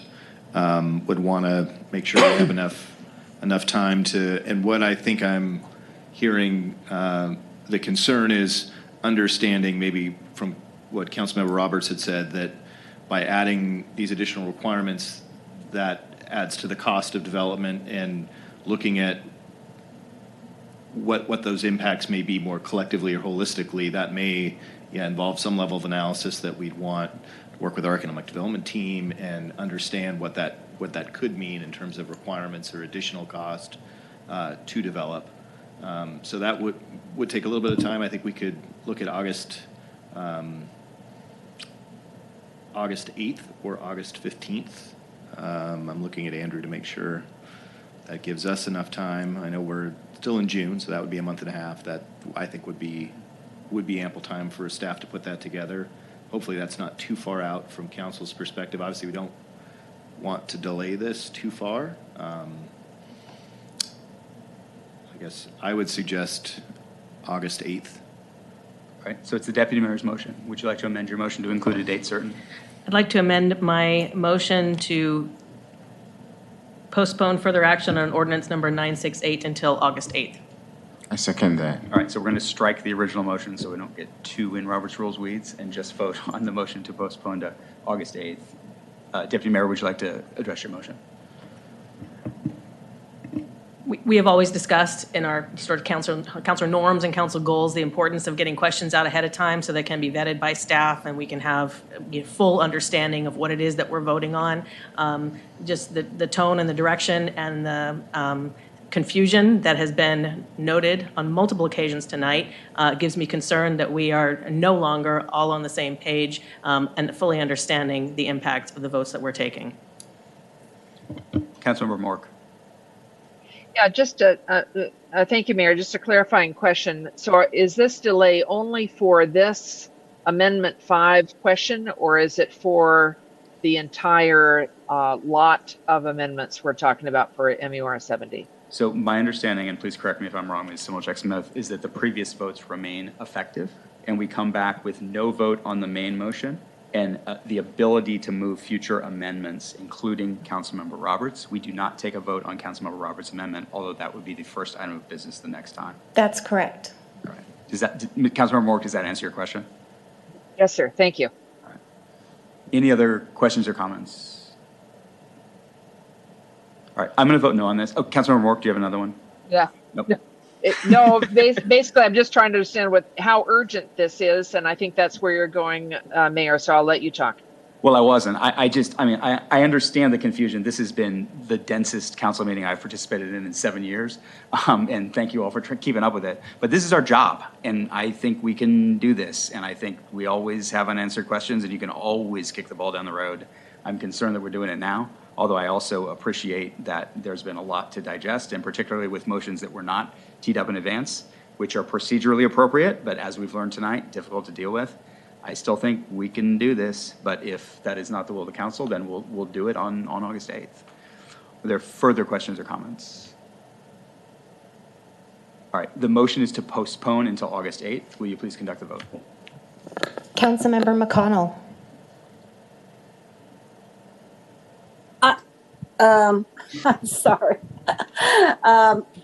Okay, would you repeat the motion? The motion is to postpone the entire discussion until August 8th. The options are aye or nay. Okay, and I am a little bit on the fence, but aye. Right. Councilmember Mork.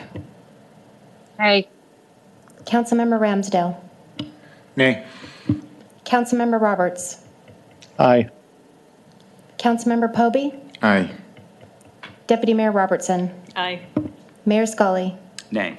All right, the motion passes 4-3, which means we move this to August 8th, and the first item of business will be Councilmember Roberts' motion. It was 5-2, but it passed. It passed. I said that. I think it's 4-3. I voted nay. So I have 2 nays, Ramsdale and Scully.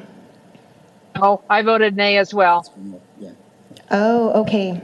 Thank you. Thank you for the clarification. But it still passes. Yes, All correct. right, so the result is the same. All right, so I believe we are done with this action item, correct, Mr. Bauer? Correct. All right, thank you. Next up is study item 9A, which is a discussion of resolution 492, which provides for the submission to the electors of a proposition to increase the regular property tax levy, otherwise known as the levy lid lift. And I believe that Ms. Arcidi will be presenting, I assume remotely. They are being promoted as panelists right now.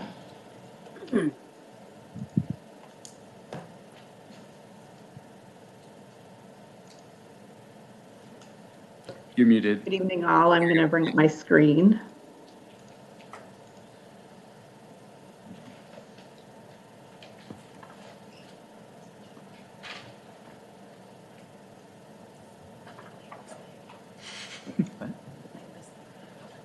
All right, good evening, Council. Tonight I'm here to present proposed resolution 492, which would place a levy lid lift on the November 8th general election ballot.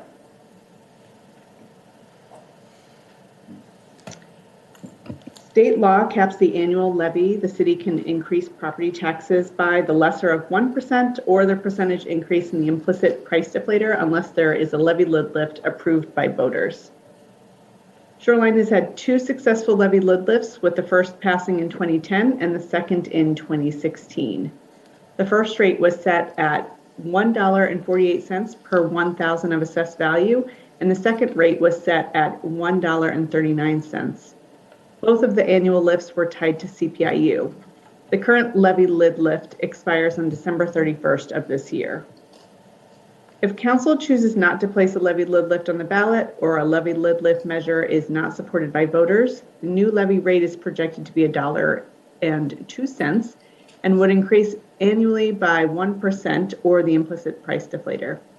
The current forecast anticipates a shortfall where the forecasted expenditures exceed forecasted revenues starting in 2024.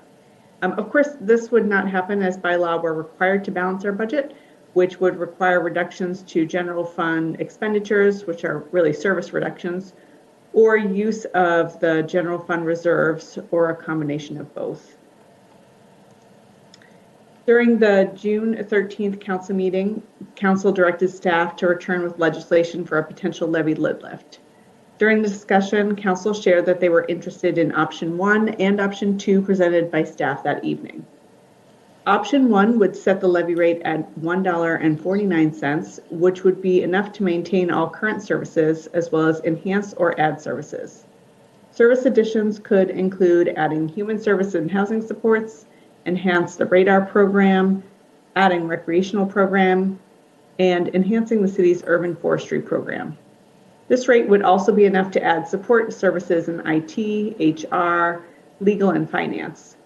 Actual program and support services would be determined by council during the biennial budget process. Option 2, which is the staff recommendation, would set the rate at $1.40 and could fund the radar program, partially fund support services to maintain operational programs, and increase park maintenance staff to support the new park properties acquired with the recently passed park bond. Again, actual program and support services would be determined by council during the biennial budget process. Both option 1 and option 2 would be lifted each year by CPIU. Both options would eliminate the potential budget gap projected to start in 2024 and throughout the 6-year levy lid lift. This table shows a quick comparison of the levy lid lift options by levy rate with the impact on a median assessed value home. The staff recommendation, which is option 2, has an annual average impact of $293 or $24 a month, which is $18 more a month than the 2022 levy rate. Council is scheduled to take action on the potential levy lid lift on July 18th. On July 25th, Council would then appoint 3 members to serve on each of the pro and con committees who would write the pro and con statements in the voter pamphlet. This year's general election will be on November 8th.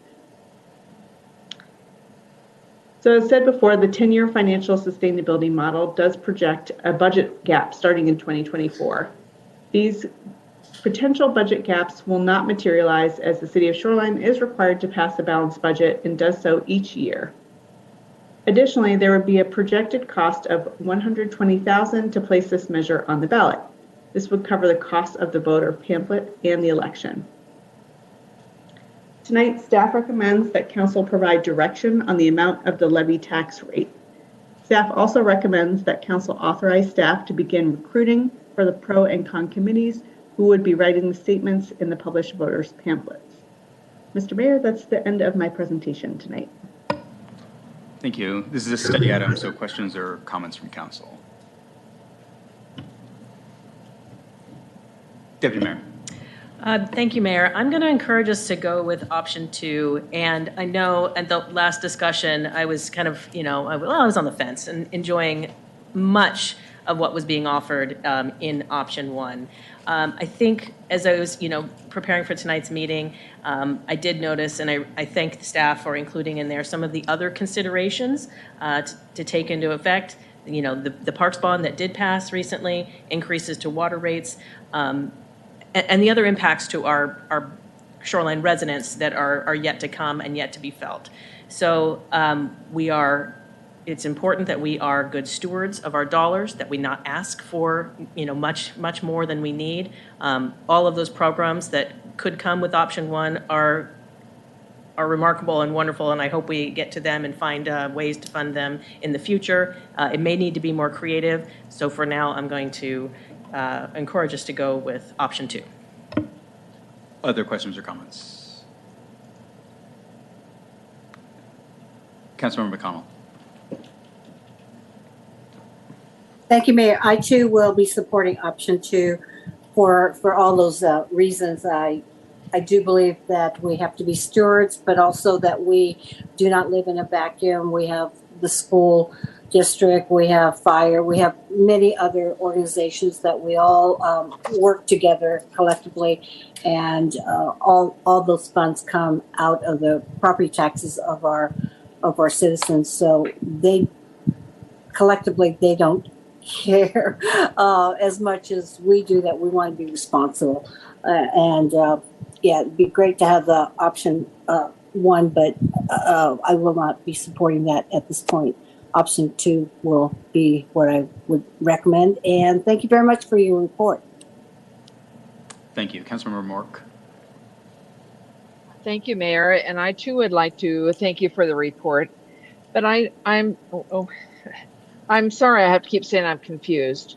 In 2023, people will be expected to pay, if we pass the levy lid lift, option 2 as a for instance, this $298 more per year. But what are all the other things that will be added? We've talked about the school bond, the parks bond. Does the tax assessor's office also have an increase that will happen to people? I heard Snohomish County saying something like 25% just on valuation of homes because home prices are going up. So I'm just trying to understand what the total people would see in 2023. Sure. I think that I wouldn't be able to exactly answer that tonight, and Sarah Lane is on the phone as well if she can answer this, but there is a tax transparency tool that is used by King County Assessor's Office to assist individuals understanding their actual property taxes and how much actually goes to each portion of the bill. Historically, the city's levy has only been about 10% of an individual's tax bill. So the school district is much higher, and around 20% or so. So there's, when you add up all those things, when you add up the park bond, when you add the increase recently of the 2 past school levies, it does add to a higher value for the taxes that individuals, property owners will be paying. It also matters, though, that as your property taxes go up, sometimes the the amount you're actually paying could change depending on the values around you. So it's a very individual kind of experience as to what happens to an individual taxpayer in the city. I'm going to pass it to Sarah. I saw you turn your camera on, Sarah. You did a great job, Christina. It is a complicated calculation, and what I would say at this point, we can't tell you exactly what the impact would be from each of the other jurisdictions. For Shoreline, we do know that we have the levy or the Parks bond that will impact our residents.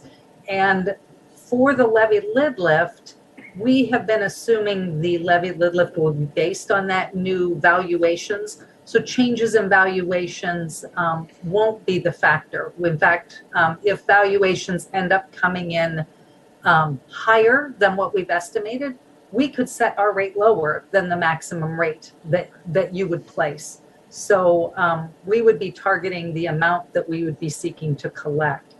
But we do recognize that in addition to property taxes, there are other fees that our residents are. So we tried to enumerate that in the report as well. Thank you. I really appreciated it. You went into a great level. I'm just concerned about transparency. So when we tell people that the average house is going to go up $298, for instance, in option 2, but in reality, what they see in 2023 is much larger, I'm concerned how that plays out, and that they are not going to realize. I want to make sure they realize up front what the situation is, not part of it. So that's my concern on that. The other thing that I heard of, and I just want to make sure that get any comments that you might have, is to get the property tax relief if you are a senior citizen or disabled. I had heard that the King County office that evaluates those and determines whether or not people get them is way overloaded, and it's months and months and months before people get a ruling. What happens if they apply and they don't get a ruling when they have to pay taxes? How does that work? What I understand from them is that, yes, they are behind, but they are backdating the date at which they have qualified. And so if someone is fairly certain that they're going to be qualifying, that they're going to be in good hands with that. So they're trying to do right by the taxpayer in that way. So I can look into a little bit more for our next discussion about what they're recommending for taxpayers to do if they do believe that they're qualified and they need to, but they're not getting a ruling in time for their taxes. So I can look into that further. I don't have an answer for you tonight. I just wanted to understand. This is all based off the survey where people, and I participated in it, and as I recall, it's would you like this, would you like that? But there wasn't really a linking between how much it cost and whether we'd like it. Would the city be considering a survey that would say, yeah, it's worth it to me to pay for, another parks maintenance person or the radar program or whatever? That's the kind of thing that's worth it. Is that something the city would consider at this time or not? I'm not sure that we're looking into a survey, but I think that your point about how to educate people and provide transparency is certainly something that we can consider when we do the factual presentations, and ensuring that people understand what it is that they would be paying for. And if there are services that could be recommending to council during the biennial budget process, that they understand how much that would be costing. I think that would be an effective way at communicating that information.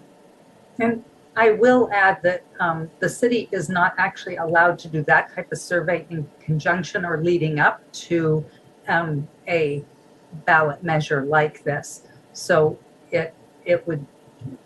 I would leave the city attorney's office to speak to exactly how something like that could be incorporated, but it cannot be appearing to be attached to a voter measure. Okay, thank you. That's very helpful. Thank you, Mayor. Do you want to comment, Ms. Ainsworth-Taylor? Ms. Lane is correct. We've already, a few years ago, got a little warning letter from the Public Disclosure Commission on that kind of very topic about asking too pointed of questions in our customer survey about, you know, how they would like to see money spent. And we were still like a year away from a bond issue and they still didn't like it. So we have to be very cautious when we ask those pointed questions. All right. Other comments or questions from council? No. All right. I want to make sure we don't lose sight of the ball here. I mean, the levy lid lift funds basic operations. If we do zero levy lid lift, we start laying folks off. We start cutting programs. And that's because we can't increase at the cost of inflation. If we don't do this, we have to start cutting services because our revenue in relation to costs changes. I appreciate the concerns based upon the overall valuation. That's something that I think after 7 years, I finally kind of understand, but I'm not going to add my comments on it. But it basically is, if everybody's house price increases, the rate goes down. So even though our maximum rate is set at a point, if all of a sudden everybody's house increases and that rate is times by a higher value for everybody, the rate then goes down, and so we don't all proportionately see a tremendous tax increase simply because of that. And under no circumstances does the city just have a giant pot of money that all of a sudden it's a windfall and we get to spend it anywhere we want. Instead, we've calibrated our tax collection to the expenses we think we're going to have. So because of that, I support doing this, you know, wholeheartedly. I think we don't do this. We made a giant mistake. Where we particularly set it, that's up to a vote. I'm personally inclined to go with option 2 as well, just because anything near the max concerns me for a lot of reasons.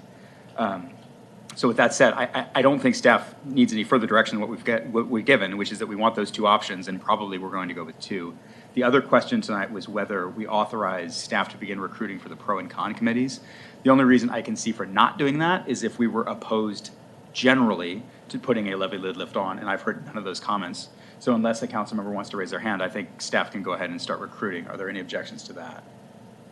All right, seeing no objections, I think staff has that direction, and then we will consider the details of the rate at the next meeting. Are there any other questions or comments from council or staff? All right, seeing none, thank you all. We now have a break, and after this meeting, which I thought was very productive but also very dense, we may need it, and I will look forward to seeing you all in about 3 weeks. We are adjourned.